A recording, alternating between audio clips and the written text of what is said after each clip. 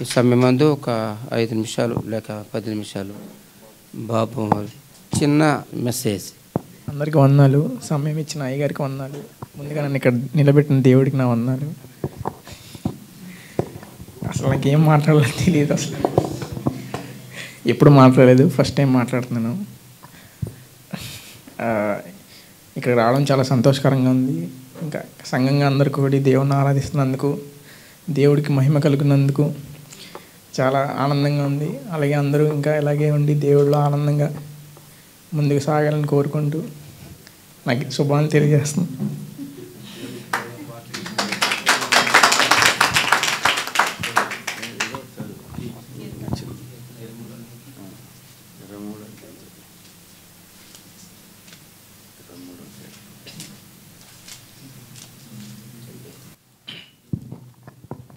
కీర్తనలు 23. యెహోవా నా కాపరి, నాకు లేమి కలగదు. పచ్చిక గల చోట్ల ఆయన నన్ను పరుంజ చేయుచున్నాడు. శాంతికరమైన జలముల యొద్ద నన్ను నడిపించుచున్నాడు. నా ప్రాణమునకు ఆయన సేద తీర్చుచున్నాడు. తన నామమును బట్టి నీతి మార్గములలో నన్ను నడిపించుచున్నాడు. గాఢాంధకారపు లోయలలో నేను సంచరించినను ఏ అపాయమునకును భయపడను. నీవు నాకు తోడైయుందువు. నీ దుడ్డు కర్రయు నీ దండమును నన్ను ఆదరించును. నా శత్రువుల ఎదుట నీవు నాకు భోజనము సిద్ధపరచుదువు. నూనెతో నా తల అంటి ఉన్నావు. నా గిన్నె నిండి పొర్లుచున్నది. నేను బ్రతుకు దినములన్నీ కృపాక్షేమములై నా వెంట వచ్చును. చిరకాలము యెహోవా మందిరంలో నేను నివాసము చేసేదను. అందరు చప్పలు కొట్టండి, దేవుని స్తుతులు. హల్లెలూయా. మొదటి ఫీలింగ్ అలాగే ఉంటుంది. బాబు ఆ మాత్రమే చదివాడు. నేనైతే బైబిల్ అడ్డు పెట్టుకొని ఎవరి ముఖాలు కనపడకుండా నాది నాకు కనపడకుండా చదివాను. దేవుని స్తోత్రం. హల్లెలూయా. చాలా ధైర్యవంతుడు. దేవుని స్తోత్రం. వాక్యం చదివిన వాక్య వందనాలు. మరి సమయం ముందు అమ్మగారు ఒక 15 నిమిషాలు మనకి చిన్న సందేశం ఇస్తారు. చాలామంది స్త్రీలు ఉన్నారు కదా. ఆ తర్వాత లాస్ట్ మెసేజ్ ఐక్యత చేతిలో ఉంటుంది కనుక అమ్మగారిని ఆహ్వానిస్తున్నాను. హల్లెలూయా. సంతోషంగా ఉన్న వాళ్ళందరూ 2 చేతుల పైకైతే బిగ్గరగా హల్లెలూయా చెప్దామా? హల్లెలూయా. మరి ఏమీ కానీ మాకు దేవుడిచ్చిన గొప్ప అవకాశాన్ని బట్టి వందనాలు. మొట్టమొదటిగా దేవాదేవునికి వందనాలు, తర్వాత అయ్యగారికి వందనాలు, అలాగే జాన్ వెస్లీకి మమ్మల్ని ఎంతో ప్రేమగా ఆహ్వానించిన సంఘమైన మీ అందరికీ వందనాలు. అందరూ బాగున్నారా? పోయిన సంవత్సరం వచ్చాం నేను పాస్టర్ గారు. మరి మీరు ఎంతమంది ఉన్నారో అప్పుడు. అయితే అయ్యగారు ఏదో వాక్యం అన్నారు కానీ వాక్యం కాదు కానీ ఒక 5 నిమిషాలు నా యొక్క సాక్ష్యం పంచుకొని నేను ముగిస్తాను. నేను పుట్టుకతో క్రైస్తవురాలనే, అంటే క్రైస్తవుల కుటుంబంలోనే పుట్టాను. కాకపోతే ఏంటంటే బాప్టిస్ట్ సంఘం మాది. ఏంటి వెళ్ళాము, వచ్చామా అంటే వచ్చాము. ఆదివారం అంటే ఏంటంటే ఒక మంచి డ్రెస్ వేసుకొని వెళ్ళాలి, కొత్త డ్రెస్ వేసుకొని వెళ్ళాలి, దానికి మ్యాచింగ్లు అన్నీ పెట్టుకొని వెళ్ళాలి. అక్కడ చక్కగా మనం ఆహార్యం ఏంటో అక్కడ ఉండాలి, కనిపించాలి, వచ్చేయాలి. అంతే తప్ప దేవునిలో ఎదగడం కానీ దేవుని యొక్క వాక్యం యొక్క నిజమైన లోతులు ఏంటి అన్నది నాకు నిజంగా చెప్పాలంటే మ్యారేజ్ అయ్యే వరకు నాకు తెలియదు. 2004లో మాకు మ్యారేజ్ అయింది. 2004లో మ్యారేజ్ అయిన తర్వాత ఇక్కడికి వచ్చేసరికల్లా మొత్తం పరిచర్య, పాస్టర్ గారు పరిచర్యలో చాలా స్ట్రిక్ట్. అంటే దేవునిలో అప్పుడే బలపడడం నేను నేర్చుకున్నాను. చాలా అంటే దేవునిలో ఉంటే ఇంత ఆనందమా అని నాకు అప్పటి నుంచే తెలియడం మొదలైంది. అయితే నేను చిన్నప్పటి నుంచి దేవుడు నాకు కొంచెం జ్ఞానాన్ని ఇచ్చారు, బాగానే చదివేదాన్ని. అయితే మ్యారేజ్ అయ్యే టైంకి నేను ఇంజనీరింగ్ ఫస్ట్ ఇయర్లో ఉన్నాను. ఫస్ట్ ఇయర్లో ఉన్న తర్వాత ఇంకా ఎడ్యుకేషన్ డిస్కంటిన్యూ చేసేద్దాము, ఇంకా మ్యారేజ్ అయిపోయింది కదా, ఇట్లా పరిచర్యలో సెటిల్ అయిపోదాం అనుకున్న తరుణంలో దేవుడు మరి పాస్టర్ గారికి ఎందుకు తలంపు ఇచ్చారో తెలీదు. నేను ఫస్ట్ ఇయర్ ఎగ్జామ్ రాయడానికి ఎగ్జామ్ ఫీజు కట్టేసేలే, అయితే అయింది, ఏముంది రాసేసాక సర్టిఫికేట్స్ వెనక్కి తెచ్చేసుకుందాము, అయిపోయింది, ఇంకా డిస్కంటిన్యూ చేసేద్దు అని చెప్పి అని అన్నారు. సరే అని ఫస్ట్ ఇయర్కి ఫీజు కట్టేసిన తర్వాత ఎగ్జామ్ రాయడానికి వెళ్తే ఏమీ చదవకుండా రాస్తే నాకు 65% వచ్చింది. ఇంకా దాన్ని పట్టుకొని పాస్టర్ గారు ఏం చదవకుండా రాస్తేనే 65% వచ్చింది కదా, ఎందుకు, ఏం పర్లేదు, నేను నీకు అన్ని విధాలుగా నేను సాయంగా ఉంటాను, చదువుకో, ఎందుకు, కెరీర్ ఉంటుంది కదా, లేకపోతే దేవునిలో ఇంకా బలంగా వాడబడవచ్చు కదా అని ఆయన మోరల్గా నాకు ఎంతో సపోర్ట్ ఇచ్చారు. నిజంగా దానికి ఎంతైనా కృతజ్ఞురాలనే. అలా నేను నా మ్యారేజ్ అయిన తర్వాత వెంటనే బాబు పుట్టాడు. బాబు పుట్టినా కూడా అలాగే చదువుకున్నాను. ఇంజనీరింగ్ అంతా అయిపోయిన తర్వాత దేవుని కృపను బట్టి ఇటువైపు సేవలోనే ఉంటున్నాము.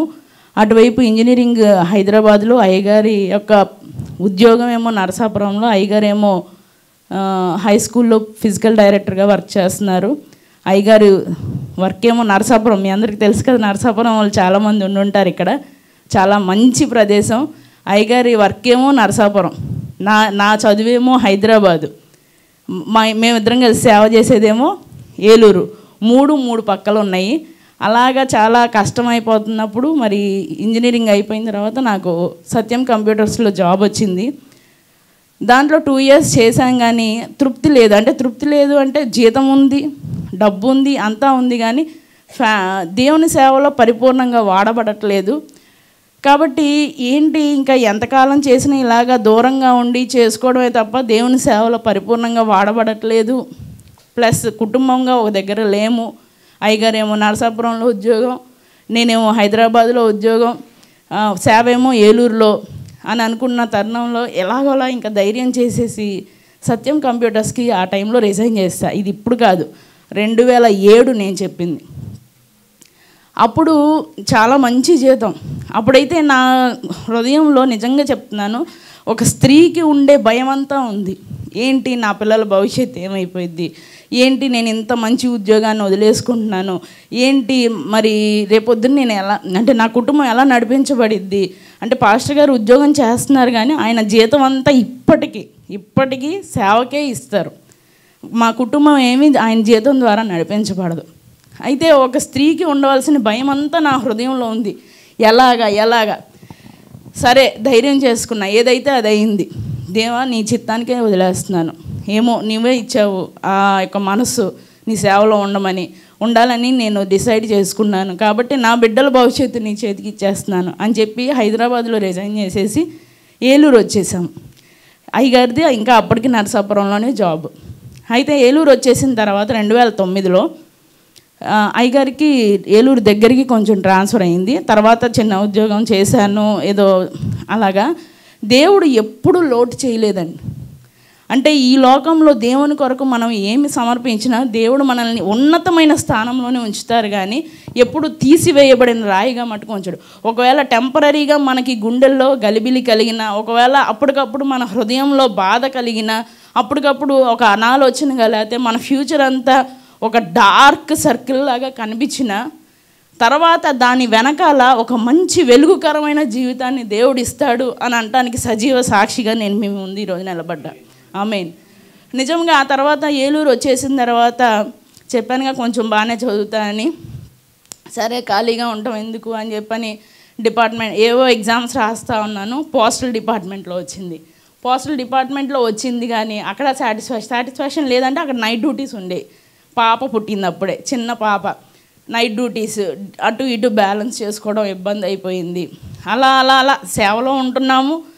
సేవలో ఉంటున్నప్పుడు ఉద్యోగం అవసరమా అన్న క్వశ్చన్ రావచ్చు, లేదా ఉద్యోగం ఉన్నప్పుడు సేవ అవసరమా అన్న క్వశ్చన్ రావచ్చు. కానీ దేవుడు మాకు ఇచ్చిన తలంపు ఏంటంటే దేవుని కొరకు ఉపయోగపడుతూనే కుటుంబ పోషణ మనమే సంపాదించుకోవాలి. కుటుంబ పోషణ దాంతోపాటు సేవలో కూడా మనం వెచ్చించగలగాలి అన్నటువంటి థాట్తో అలాగా మరి పోస్టల్ డిపార్ట్మెంట్లో చేస్తున్నప్పుడు కూడా మరి నైట్ డ్యూటీలు, చిన్న పాప సాయంత్రం 5ంటికి వెళ్తే పగల 5ంటికి మళ్ళీ తెల్లవారుజాము అలా ఉంటున్న సమయంలో మళ్ళీ ఎగ్జామ్ రాస్తే నాకు దేవుడు మంచి ఉద్యోగాన్ని ఇచ్చారు. ఇన్కమ్ ట్యాక్స్ డిపార్ట్మెంట్లో నేను ఇప్పుడు ఇన్స్పెక్టర్గా వర్క్ చేస్తున్నాను ఏలూరులో.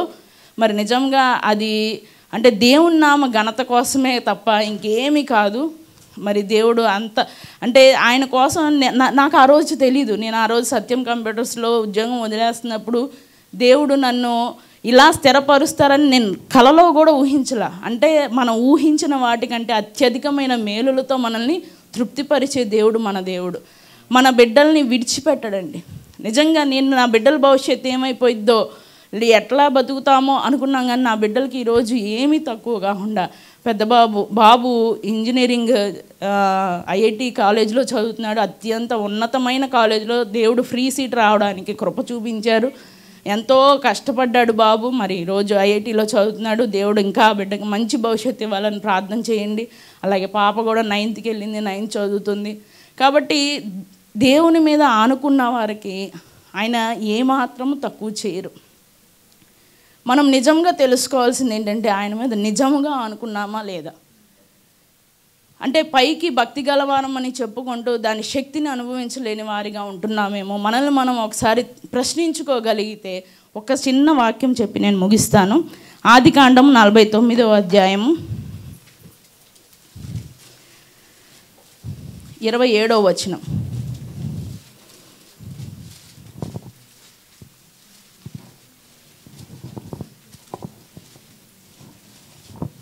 ఆదికాండం 49:27. చదవండమ్మా. చీల్చునట్టి తోడేలు అతడు ఉదయమందు ఎరను తిని అస్తమయమందు చాలండి దోపుడు సొమ్ము పంచుకొను. బెన్యామీను చీల్చునట్టి తోడేలు. ఇక్కడ యాకోబు గారు వారి కుమారులకి అందరికీ ఆయన దీవిస్తూ బెన్యామీనుకి చెప్తున్నాడు చీల్చునట్టి తోడేలు అని చెప్తున్నారు. ఒక తోడేలు యొక్క స్వభావాన్ని మనం చూసుకున్నట్లయితే అదేమి సింహంలాగా ఉండదు, అదేమి పులిలాగా లేకపోతే సింహంలాగా గంభీరంగా గర్జించదు, లేదంటే ఒక ఏనుక్కున్నటువంటి బలం ఉండదు, లేదంటే ఇంకొక జంతువులకు ఉన్న ఒక హార్స్ ఎలాగైతే పరిగెడుతుందో అంత వేగంగా పరిగెట్టలేదు. ఒక లేడీ ఎలాగైతే పరిగెడుతుందో అలా పరిగెత్తలేదు. ఈ యొక్క తోడేలుకున్న స్వభావం ఏంటంటే చీల్చినట్టు తోడేలు అంటే దానికి ఓన్లీ ఉండేది పట్టుదల ఒక్కటే. అది ఏమి సాధించాలనుకుందో ఆ పట్టుదలతో అది పని చేస్తుంది. అది సాధించే వరకు అది నిద్రపోదు. అంటే అది ఏదన్నా పని చేయాలనుకుంటే అది చాలా పట్టుదలతో చేస్తుంది. కాబట్టి మనం కూడా దేవుని యొక్క పనిని పట్టుదలతో చేస్తే చూడండి ఒకసారి దాని కింద అతడు ఉదయమందు ఎరను తిని. ఉదయమందు అంటే ఇక్కడ ఒక బలం ఉన్నప్పుడు, ఒక శక్తి ఉన్నప్పుడు, అంటే మనం మన బలమంతా పోయాక దేవుని సేవ చేయాలంటే చేయలేం. మన శక్తి అంతా పోయాక దేవుని సేవ చేయాలంటే చేయలేం. పాస్టర్ గారు ఒక మంచి పాట పాడతారు, బలమంతా పోయాక చేయాలని ఉంది నీ కార్యములు. అలాగా బలమంతా పోయాక చేయడం కాదు, కానీ ఉదయం అంటే బలంగా ఉన్నప్పుడు, శక్తిగా ఉన్నప్పుడు, ఆరోగ్యంగా ఉన్నప్పుడు, పట్టుదలతో. ఒక తోడేలు ఎలాగైతే పట్టుదలతో దేవుని పని చేయాలి, అదే పట్టుదలతో తను అనుకున్న కార్యాన్ని చేయాలనుకుంటుందో మనం కూడా దేవుని పని అలా పట్టుదలగా చేసినప్పుడు అస్తమయమందు దోపుడు సొమ్మును పంచుకున్నాం. అంటే మన బలమంతా పోయిన తర్వాత దేవుడే మనకి బలాన్ని ఇస్తారు. మనం బలహీనులమైనప్పుడు దేవుడే మనల్ని బలపరిచి మనల్ని నడిపిస్తారు. కాబట్టి అటువంటి పట్టుదల కలిగి దేవుని పని చేద్దాం. దేవుని కృప మనందరికీ తోడై ఉండును గాక. ఆమేన్. నా పేరు చెప్పలా మీ అందరికీ. నా పేరు శ్రావణి. వందనాలు. యాక్చువల్గా పరిచర్య చేయాలి నేనే వాళ్ళందరి గురించి. అయ్యగారే కదా, మీ అందరికీ తెలుసు అయ్యగారు, అమ్మగారు శ్రావణి గారు. మరి అమ్మగారికి అంత ముందు పోలీసులు చెప్పి వెనకాల పోలీసు చెప్పులు పోయి మధ్యలో కుయ్యి వెళ్తుంటే అవి ఎవరు అడ్డుంటారు. కానీ ఎంత ఉన్నతమైన స్థితిలో అమ్మగారిని దేవుడు పెట్టిన అసలు ఎంత విధేయలో నాకు ఆశ్చర్యపోయాం అనమాట అండి. పెద్ద సంఘం, 7 సంఘాలు ఉన్నాయి, 1000 మంది ఉన్నారు, మంచి జాబ్ ఉంది. అసలు మనకైతే కాలర్ చెప్పకుండా అలా లేచిపోతుంది. కానీ కుటుంబం, నేను నా ఇంటి వాని సేవించేది అన్నట్లుగా అయ్యగారు అట్లా మరి సేవలో మంచిగా ఉన్నారు. దయచేసి మంచి చక్కటి సాక్ష్యం చెప్పిన అమ్మగారికి వందనాలు, పాట పాడిన పాపకి వందనాలు. బాబు మొదటిగా మర్చిపోడు బాబు, మనల్ని దేవుని స్తోత్రాలు. ఈ సమయం అందరూ లేచి నిలబడితే ఆరాధన చేసుకుందాం. బాబు కీబోర్డ్ మంచి. దయచేసి అందరూ కూడా ఆరాధనలో పాల్గొనవలసిందిగా కోరుచున్నాను. ఏ ఒక్కరు కూడా మీ యొక్క మనసుల్ని అటు ఇటు దృష్టి మళ్లించకుండా దేవునికి ఆరాధించే సమయం మనందరి మనసుల్ని ఒకే చోట దేవుని యొక్క వాక్యం మన కోసం సిద్ధంగా ఉంది. కాబట్టి దేవుడు మనతో ఏం మాట్లాడబోతున్నాడో దానిని వినడానికి, అటు విధంగా జీవించడానికి తగిన ప్రిపరేషన్ మనం ఇప్పుడు ఆరాధన ద్వారా పొందుకుందాం. ప్రతి ఒక్కరు కూడా కళ్ళు మూసుకొని మీ యొక్క హృదయాలను తెరుస్తూ దేవుని మనస్ఫూర్తిగా ఆరాధించుకుందాం. స్తోత్రం స్తోత్రం స్తోత్రం స్తోత్రం స్తోత్రం స్తోత్రం.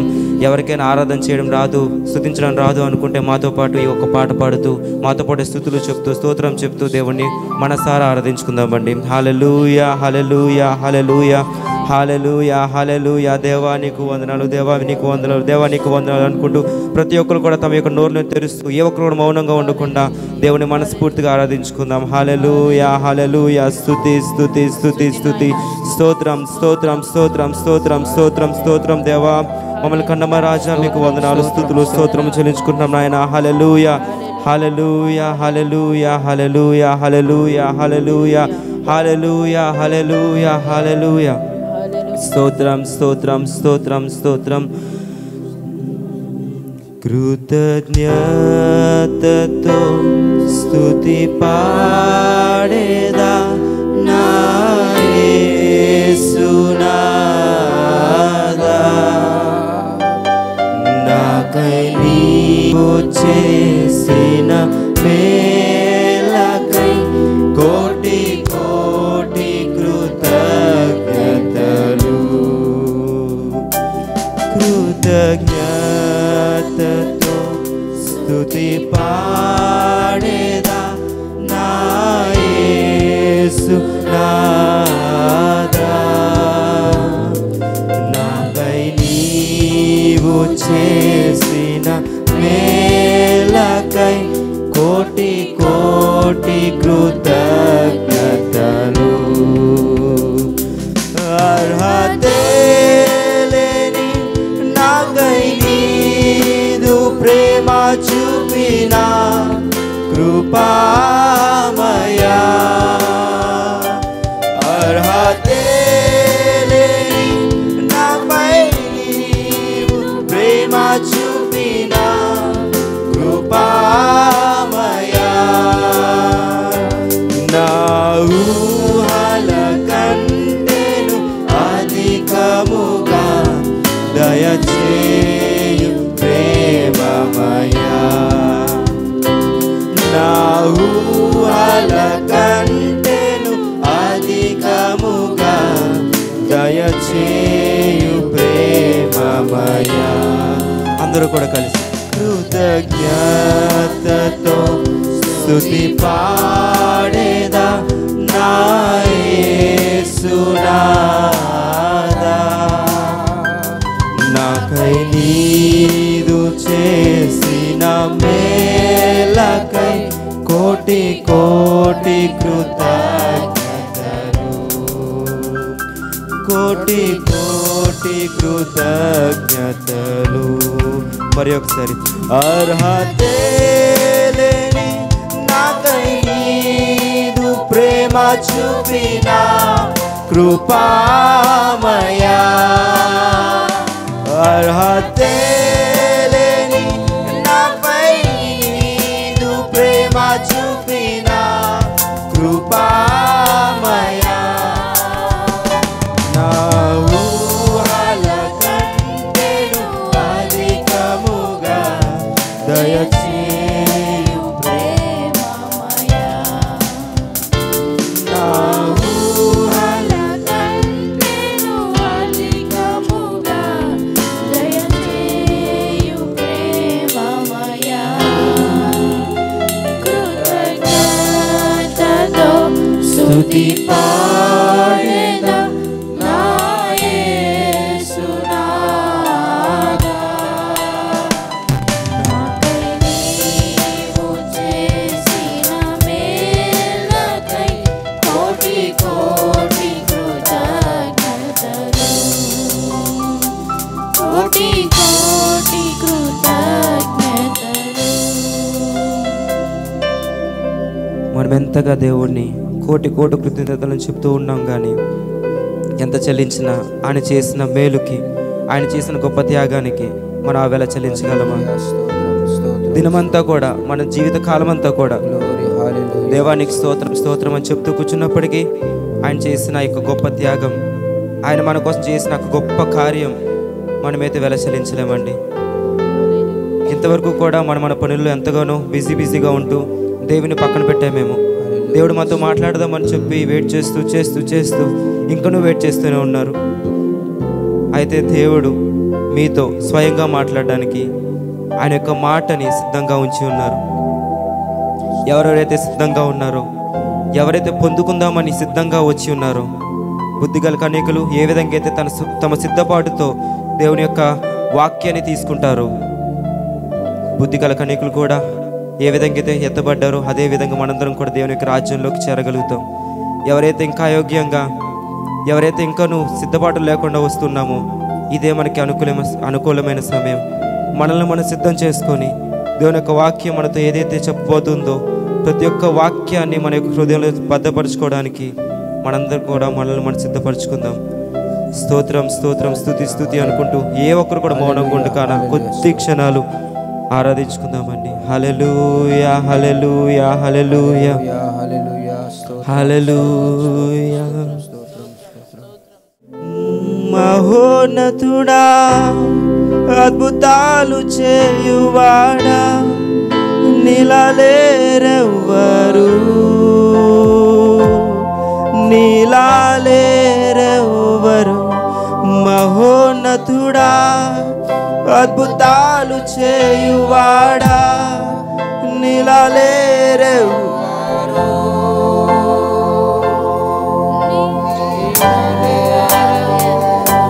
మహోన్నతుడా, అద్భుతాలు చేయువాడా, నీ వంటి వారు లేరు, నీ వంటి వారు లేరు. మహోన్నతుడా, అద్భుతాలు చేయువాడా, నీ వంటి వారు లేరు, నీ వంటి వారు లేరు. మహిమకు పాత్రుడా, ఘనతకు అర్హుడా, నీ నామమును బట్టి నా చేతులెత్తేదన్. మహిమకు పాత్రుడా, ఘనతకు అర్హుడా, నీ నామమును బట్టి ఆరాధించెదను. మహోన్నతుడా, అద్భుతాలు చేయువాడా, నీ వంటి వారెవరు, నీ వంటి వారు ఎవరు. మహోన్నతుడా, అద్భుతాలు చేయువాడా, నీ వంటి వారు ఎవరు, నీ వంటి వారు లేరు. హల్లెలూయా హల్లెలూయా. ఇదే మనందరికి కూడా అవకాశం అండి. మనస్ఫూర్తిగా దేవుని ఆరాధించుకుందాం. హల్లెలూయా హల్లెలూయా. స్తోత్రం స్తోత్రం స్తోత్రం స్తోత్రం స్తోత్రం స్తోత్రం స్తోత్రం స్తోత్రం స్తోత్రం స్తోత్రం.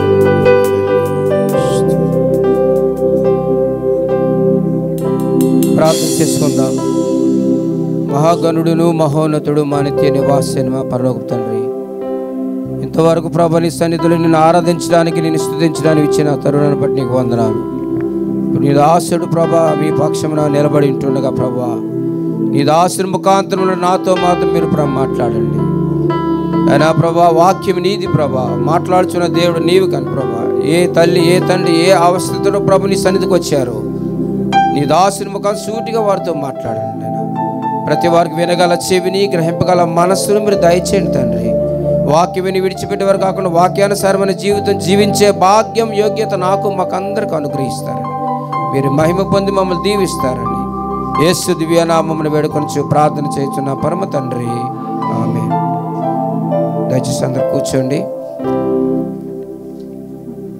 ఈ సమయం అందు మరి దేవుని దాసులు సునీల్ ప్రేమ్ కుమార్ అయ్య గారు దేవుని వర్తమానం ఇస్తారు. శ్రద్ధగా వినాలని మనం చేస్తూ ఉన్నాం. మరొకసారి ఈ పరిశుద్ధ పునరుత్థాన పండుగ దినమున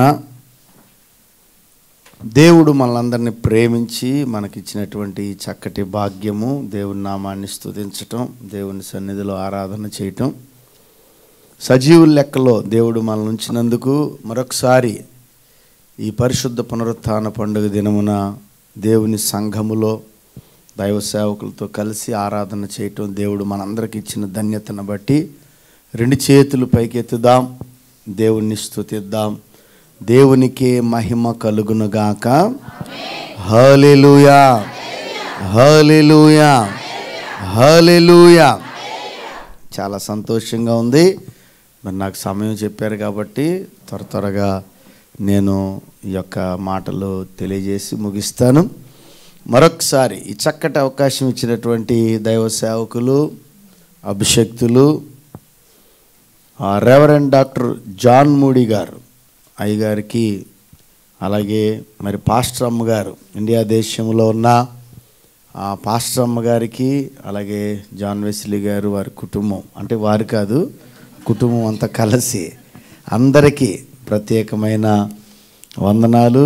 అలాగే మీరు చేరి వచ్చిన మీ అందరికీ, మన సంఘంలో ఉన్న ప్రతి ఒక్కరికి కూడా ప్రత్యేకమైన వందనాలు. అలాగే చక్కటి సంగీతం వినిపిస్తున్న మరి మరలా సన్నీ గారికి, థామస్ గారికి, అలాగే తమ్ముడు పాల్కి ప్రత్యేకమైన వందనాలు.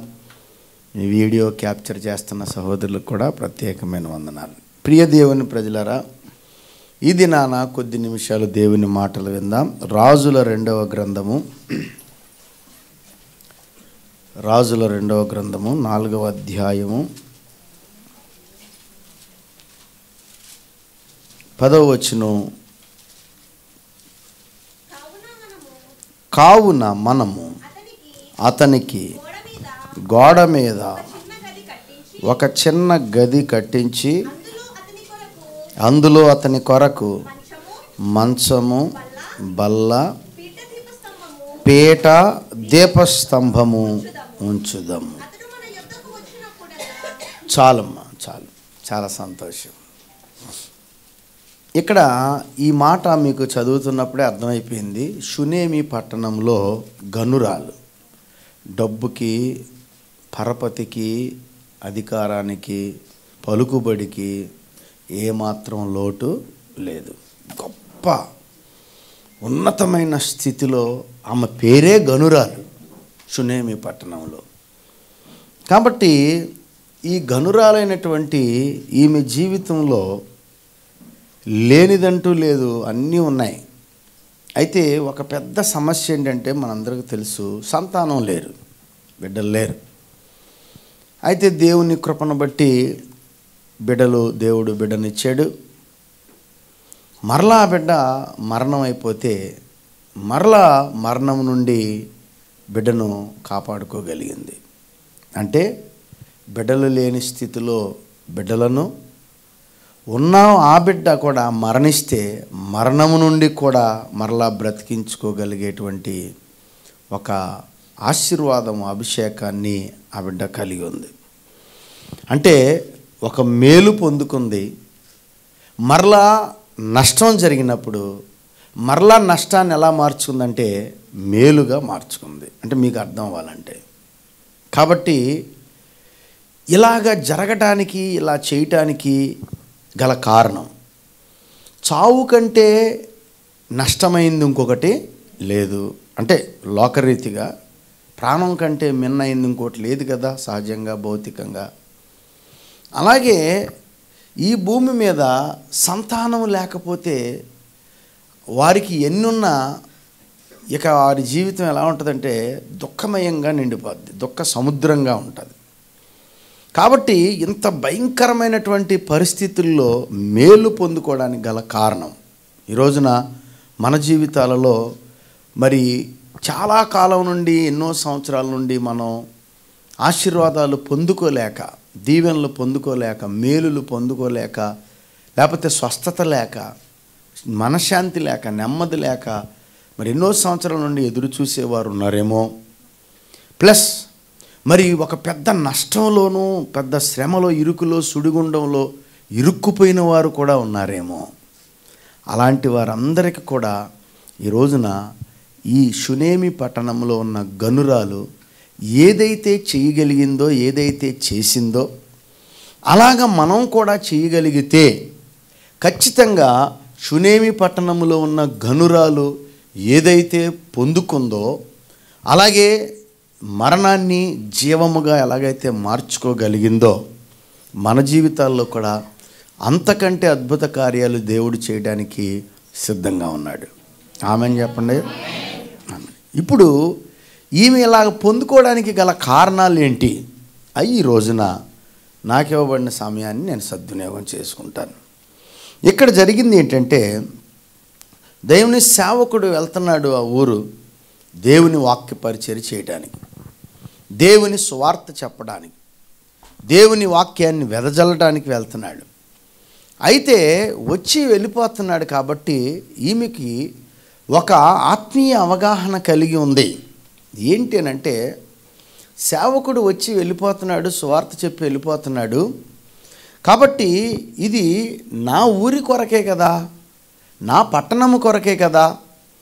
అంటే దేవుని సేవకుడు వచ్చి వాక్య పరిచర్య చేయటం వల్ల ఎవరికి దీవెన అనంటే నా పట్టణమంతా కూడా ఆశీర్వాదకరంగా ఉంటుంది. ఆమెన్.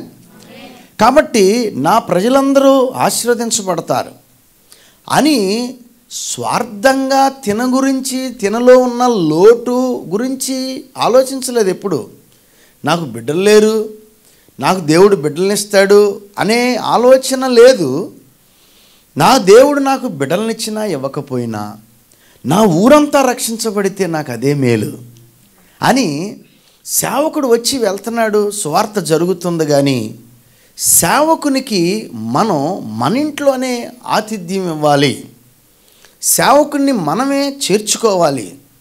ఆ వాక్య పరిచర్య ఏదో మన ఇంట్లో నుండే అది ప్రచురించబడాలి అనేటువంటి ఒక గొప్ప తపన, ఆశ, తృష్ణ ఆ బిడ్డకు ఉంది.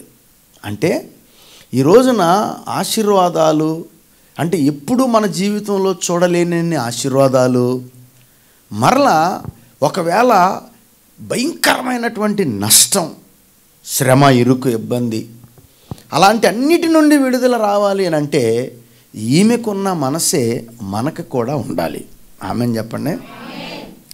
కాబట్టి ఈమె స్వార్థంగా స్వలాభం కొరకు ఆశించలేదు. దైవజనుడు వస్తున్నాడు, పాపం వెళ్ళిపోతున్నాడు కాబట్టి నా ఊరంతా బాగుపడాలి, రక్షించబడాలి, వారితో పాటు నా కుటుంబం కూడా రక్షణ మార్గంలో ముందుకు సాగాలి. కాబట్టి ఆ దైవజనుడిని నేను నా గృహంలోనికి చేర్చుకొని ఆ సువార్త ఏదో నా ఇంట్లో నుండి ఆ దైవజనుడు వెళ్ళి ప్రకటించాలి అనే తపన ఆ బిడ్డను ఎక్కడి వరకు తీసుకెళ్ళిందంటే, మరి పిల్లలు లేనటువంటి స్థితిలో, సంతానము లేనటువంటి స్థితిలో సంతానాన్ని దేవుడిచ్చాడు. మరలా అదే సంతానము మరణించినప్పుడు, ఆ బిడ్డ మరణించినప్పుడు మరణించిన వ్యక్తిని కూడా బ్రతికించుకోగలిగింది. ఈ రోజున అలాంటి కష్టాలు, శ్రమలు, ఇరుకుల్లో, ఇబ్బందుల్లో ఉన్నటువంటి ప్రతి ఒక్కరితో దేవుడు మాట్లాడుతున్నాడు. ఇలా జరగడానికి ఏం కారణాలు అంటే ఇప్పుడు చదువుకున్నాం 10వ వచనం. కావున ఆమె భర్తతో మాట్లాడుతుంది. ఏమని? అయ్యా, మనం ఆ సేవకునికి, దైవజనునికి మన ఇంటి మీద, గోడ మీద అనగా మన ఇంటి మీద చూడండి ఒక చిన్న గది కట్టించి అందులో అతని కొరకు మంచము, బల్ల, పీట, దీపస్తంభం. చెప్పండి, మంచము, బల్ల, పీట, దానికి ముందు చిన్న గది. ముందు ఏం చేయాలి? గది కడదాం. ఒక గది కట్టి దానిలో ఏం చేద్దాం? మంచం, 3 బల్ల, 4 పీట, 5 దీపస్తంభం. ఒకటేమో చిన్న గది, 2 చెప్పండి మంచం, 3 బల్ల, 4 పీట, 5 దీపస్తంభం. గుర్తుంచుకోవాలి, 5 కదా, గుర్తుంచుకోండి. 1 గది, 2 మంచం, గదిలో మంచం, 3 బల్ల, 4 పీట, కుర్చీ, 5 దీపస్తంభం. చాలు. ఈ మన ఇంట్లో సేవకునికి మనం కట్టిద్దాం అని యజమానుని ఒప్పించింది. ఆమెన్. రైట్. కాబట్టి ఈ 5 ఆత్మీయముగా మనము ధ్యానం చేయాలి. ఈ 5 విషయాలు ఏంటి అని అంటే, ముందు ఒకటవది ఏంటి చెప్పండి? చిన్న గది కట్టించాలి సేవకుని. మన ఇంట్లోనే ఆయనకి గది కావాలి అని తన యజమానునితో మాట్లాడి గది కట్టించింది. ఈ గది దేనికి సాదృశ్యంగా ఉందనంటే మన హృదయానికి సాదృశ్యంగా ఉంది. ఆమెను చెప్పండి. మన ఇంట్లో, మన ఒంట్లో, మన ఇల్లు హృదయం. దేవుడు మన హృదయాన్ని దేవుడు మనకిచ్చి, ఈ రోజున ప్రకటన గ్రంథం చదవద్దు. ఏమన్నాడంటే, హృదయం అనే తలుపు దగ్గర నేను నిలబడి తట్టుచున్నాను. నా స్వరము విని ఎవడైనాను తలుపు తెరిస్తే నేను లోపలికి వస్తా, వచ్చి అతనితో నేను, నాతో అతడు కలిసి భోజనము చేస్తాం. కాబట్టి హృదయము అనేటువంటి గది దేవునికి ఇవ్వాలి. మన హృదయములో దేవునికి చోటు కావాలి. అందుకనే దేవుడు అన్నాడు, వారు పెదవులతో నన్ను స్తుతిస్తున్నారు కానీ వారి హృదయములు నాకు దూరంగా ఉంది. వారి హృదయములో చోటు లేనందున అన్నాడు రోమీయులకు రాసిన పత్రికలో, చదవద్దు 1వ అధ్యాయం. వారు తమ హృదయములో దేవునికి చోటు ఇవ్వలేదు గనుక దేవుడు వారిని భ్రష్ట మనస్సుకు అప్పగిస్తాడు. అంటే హృదయం అనే గదిలో ఎవరుండాలంటే యేసయ్య ఉండాలి. యేసయ్య తప్ప ఇక ఎవ్వరు ఉండడానికి వీలు లేదు. ఆమేన్ చెప్పండి. యేసయ్య తప్ప ఇక ఏ అంశమో మన హృదయములో ఉండడానికి వీలు లేదు. యేసయ్య తప్ప ఏదైనా మన హృదయములో ఉంటే ఆమె యేసయ్యను సేవకుణ్ణి చేర్చుకోకముందు, ప్రవక్తను చేర్చుకోకముందు అన్నీ ఉన్నాయి, కానీ అన్నిటికంటే మించిన లోటు ఒకటి ఉంది. తెలుసు, మీ అందరికి చెప్పాం కదా, బిడ్డలు లేరు. ఇంకెందుకు? అన్నీ ఉన్నాయి. ఇప్పుడు అబ్రహాము కూడా అదే కదా, దేవుని దగ్గర అలుగుతాడు, ప్రభువా నువ్వెన్ని ఈ దేశాలన్నీ నాయే. ఏంటి ఈ దేశాలన్నీ ఆయనే కదా, అన్నీ ఎన్నిస్తే ఉపయోగం ఏముంది నాయన, నాకు బిడ్డలు లేరు కదా, నేనేం చేసుకొని అన్నీ అని. అంటే వీటన్నిటికంటే మించింది సంతానమని మనం అర్థం చేసుకోవాలి. కాబట్టి ఇప్పుడు భయంకరమైన లోటును ఆమె తీర్చుకోవడానికి గల కారణం ఏంటంటే, ముందు ఆమె ఇంటిలో ఒక చిన్న గది, ఆత్మీయముగా మన ఒళ్ళు అనే ఈ ఇంటిలో కూడా దేవుడు మనకు ఒక గది పెట్టాడు. ఇప్పుడు ఆ గది ఎవరితో నింపబడాలంటే యేసయ్యతో నింపబడాలి. దేవునికి స్తోత్రం చెప్పండి. కాబట్టి దేవునితో గనుక మనము మన హృదయాన్ని నింపుకోకపోతే, రోమీయులకు రాసిన పత్రిక 1వ అధ్యాయం చదవద్దు కానీ ఇంటికి దగ్గర చదవండి, చివర్లో అంటాడు, వారు తమ హృదయములో దేవునికి చోటు ఇవ్వలేదు గనుక భ్రష్ట మనస్సుకు అప్పగించేస్తాడు. భ్రష్టులం అయిపోతాం. ఎందుకు పనికిరాను, అన్నీ ఉంటాయి కానీ ఎందుకు పనికిరాని వాళ్ళం అయిపోతాం. కాబట్టి చిన్న గది అనగా చెప్పండి, మన హృదయం ఎవరికి ఇవ్వాలి? అందుకనే చాలా వాక్యాల్లో చాలా మాటలున్నాయి. మీ హృదయము దేవుని ఆలయం, దేవుని ఆత్మ మీలో నివసించుచున్నాడని మీరు ఎరుగరా అని అంటాడు. కాబట్టి అలాగే మన పూర్వీకులు చక్కటి పాట, హృదయమే నీ ఆలయం క్రీస్తు, నీ నామమే నా గానం, లిఖితము కాది ఇలలో ఎవరికి వివరించుటయే పావననామం. హృదయమే నీ ఆలయం క్రీస్తు. దేవునికి స్తోత్రం. నా సమయం అయిపోయి మళ్ళీ మీరే తర్వాత కోట్ లాగేస్తారు, టైం అయిపోయిందండి, అందుకని ఆపేసా. అంటే సమయం విలువైంది కదా, అది. దేవుని స్తోత్రం చెప్పండి.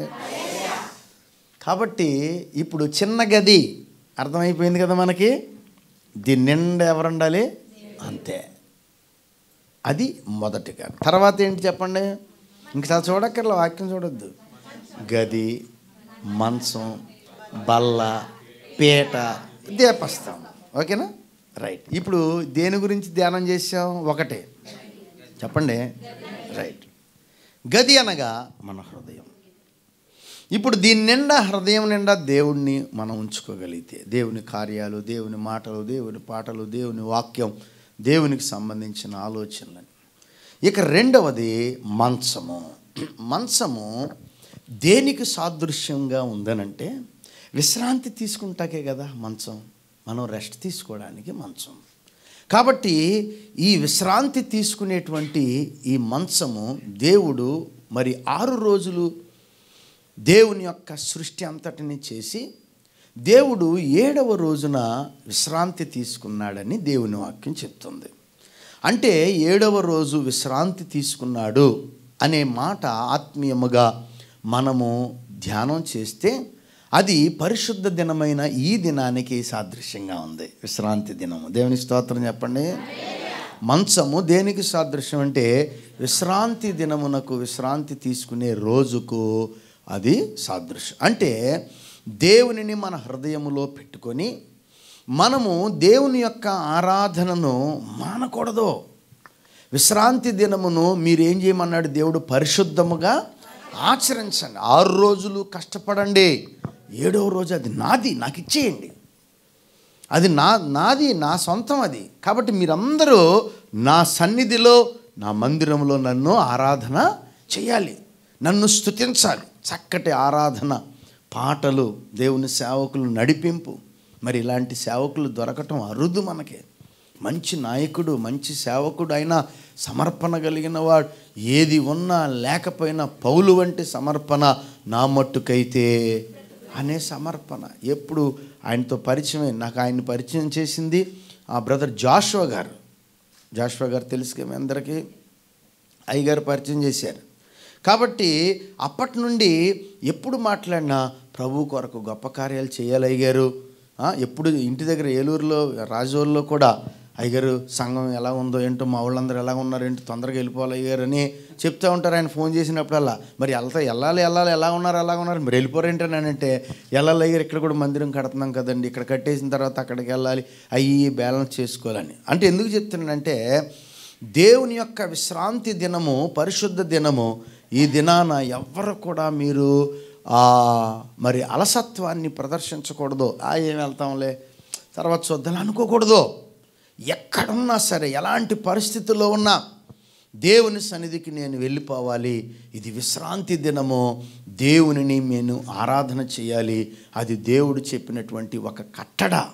అలా వెళ్తేనే నేను ఆశీర్వదించబడతాను అనేటువంటి తపన మనకి కావాలి. అంటే మంచము దేనికి సాదృశ్యంగా ఉందంటే, విశ్రాంతి దినమై ఉన్న ఈ రోజుకి సాదృశ్యంగా ఉంది. దేవుని స్తోత్రం చెప్పండి. మొత్తం ఎన్ని? అమ్మయ్య. 1 2 3 4 5 ఎన్ని అయినాయి? 5 అయినాయి. 12 10 అయింది. ఓకేనా? నాకు ముందే ముగించేస్తాను. రైట్. కాబట్టి ఇది మీరు మానొద్దు, ఆరాధన మీరు మానొద్దు. నేను వచ్చేటప్పటికే పాట పాడుతున్నారు, ఆరాధన శృతి. అది ఇంక నేను ఈసారి ఎప్పుడొచ్చినా మీరే కాకుండా మీతో పాటు ఇంకా మీ స్నేహితులను కూడా తీసుకురావాలి. ఆమెన్. రైట్. ఇది 2. 3వది చెప్పండి, బల్ల. ఏంటో చెప్పండి, బల్ల. మందిరానికి రావటమే కాదు, ప్రభు బల్లలో పాలు పంపులు పొందాలి. ఆమెన్. ప్రభు బల్ల అంటే మనకు తెలుసు. ఏంటి అని అంటే, దేవుడు మనకిచ్చినటువంటి కట్టడ నియమం ఏంటంటే, ప్రభు అయిన యేసయ్య తాను అప్పగించబడిన రాత్రి ఒక రొట్టెని ఎత్తుకొని కృతజ్ఞతాస్తుతులు చెల్లించి కమ్యూనియన్ సర్వీస్ అంతా మనకు తెలుసు. కాబట్టి బాప్తిస్మం తీసుకోవాలి. దానిలో పాల్గొనాలంటే బాప్తిస్మము తీసుకోవాలి. బాప్తిస్మము తీసుకొని మారు మనసు పొందాలి. దానికి ముందు పాప క్షమాపణ నిమిత్తము ప్రతి ఒక్కరూ కూడా యేసుక్రీస్తు నామములో బాప్తిస్మము తీసుకోవాలి. కాబట్టి బాప్తిస్మము తీసుకున్న వారికి ప్రభు బల్లలో పాలు పంపులు ఉన్నాయి. అందుకనే దేవుడు అన్నాడు, నా శరీరమును తిని నా రక్తమును త్రాగువాడి నిత్య జీవమునకు వారసుడు. ఆమెన్. అది అంటే దేవుని రాజ్యానికి వెళ్ళాలంటే ఖచ్చితంగా మనము ప్రభు బలలో పాలు పంపులు.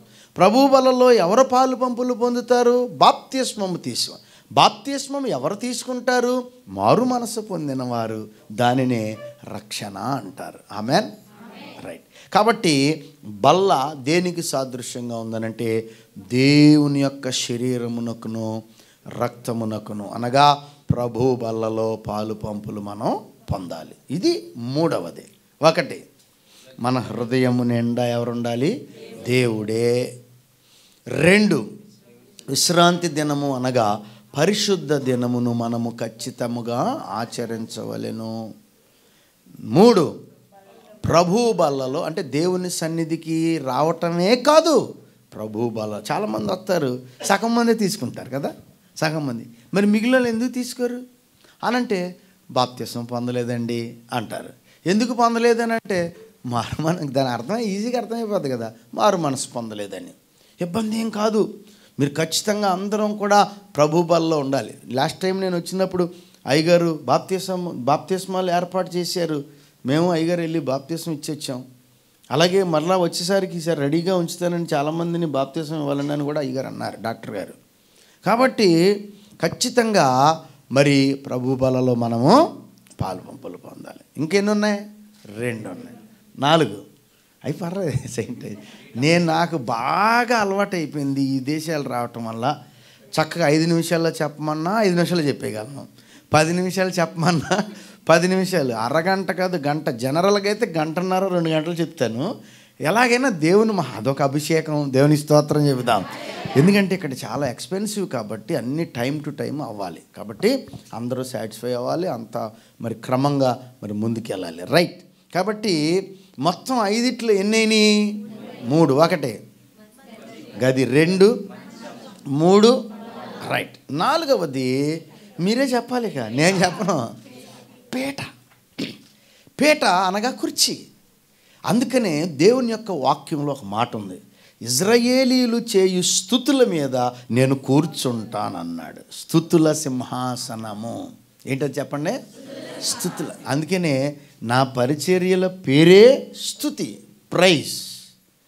కాబట్టి ఎందుకు అది పెట్టుకున్నానంటే మరి గడిచిన 35 సంవత్సరాల నుండి నేను తబలా వాయిద్యం ద్వారా దేవుణ్ణి స్తుతిస్తూ ఉన్నాను గనక ఇక నేను నా జీవితాంతం, అందుకనే కదా నా ప్రాణమా యెహోవాను, నా అంతరంగమునున్న సమస్తమా ఆయన చేసిన ఉపకారంలో దేనిని స్తుతించడమే. కీర్తన గ్రంథం అంతా దావీదు భక్తుడు ఏం చెప్తున్నాడు?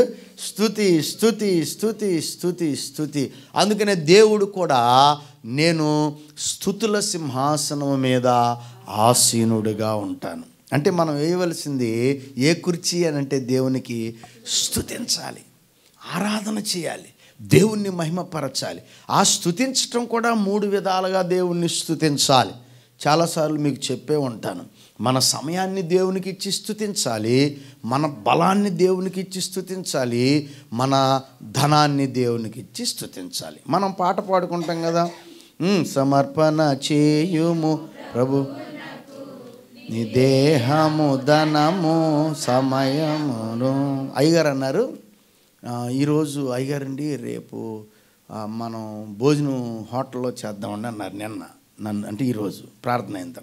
నేను అన్నాను, ఎవరికన్నా మరి హోటల్ వద్దులేండి, ఎవరన్నా పురమాయించండి, ఎవరన్నా మన సహోదరులు ఉంటారు కదా అని అంటే, పాపం వాళ్ళని ఎందుకండి కష్టపెట్టడం అని అన్నారు అయ్యారు.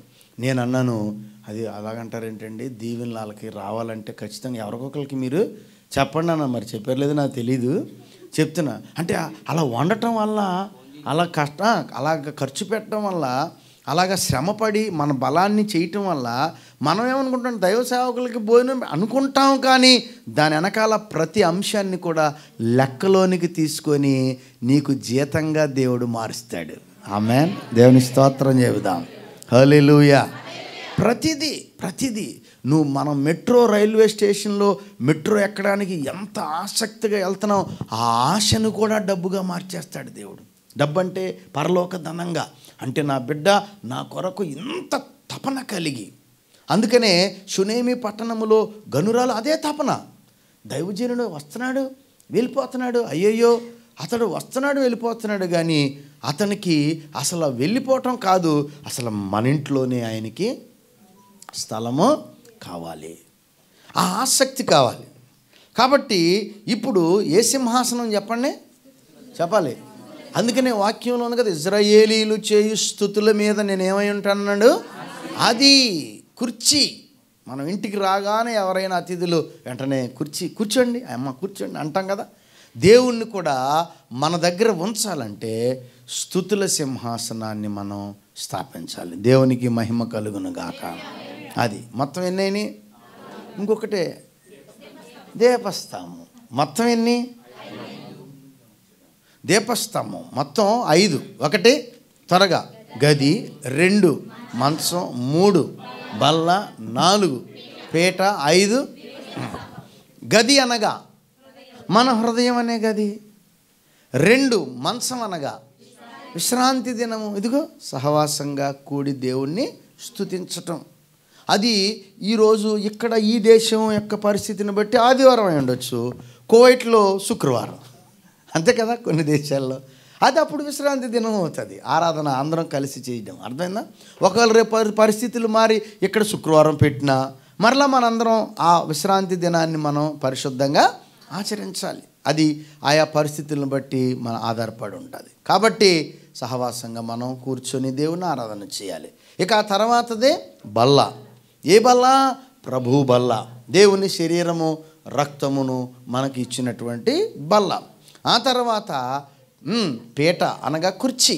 అంటే మనము దేవుణ్ణి ఏం చేయాలి? ఇప్పుడు స్తుతించాలి, ఆరాధన చేయాలి, మహిమపరచాలి. మన జీవితం ద్వారా దేవునికి ఘనత రావాలి. ఆమేన్.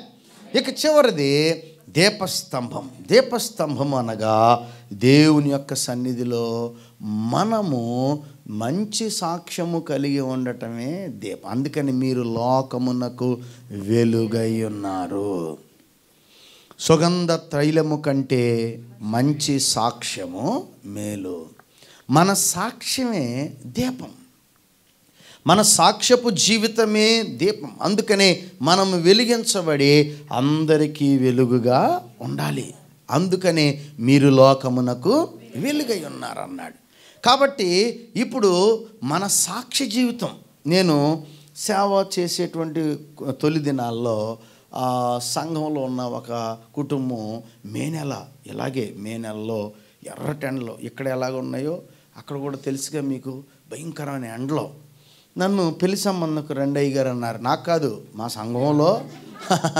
మా సంఘంలో ఉన్నటువంటి ఒక వ్యక్తికి, బాబుకి, రండయ్యా మేము వెళ్తున్నాం పెళ్లి సంబంధానికంటే వాళ్ళతో పాటు వెళ్ళి, నేను ఎందుకులే అమ్మా అని అంటే, అయ్యో అయ్యగా రండి అయ్యా అన్నాను. సరే వెళ్ళాం, పల్లెటూరు బాగా.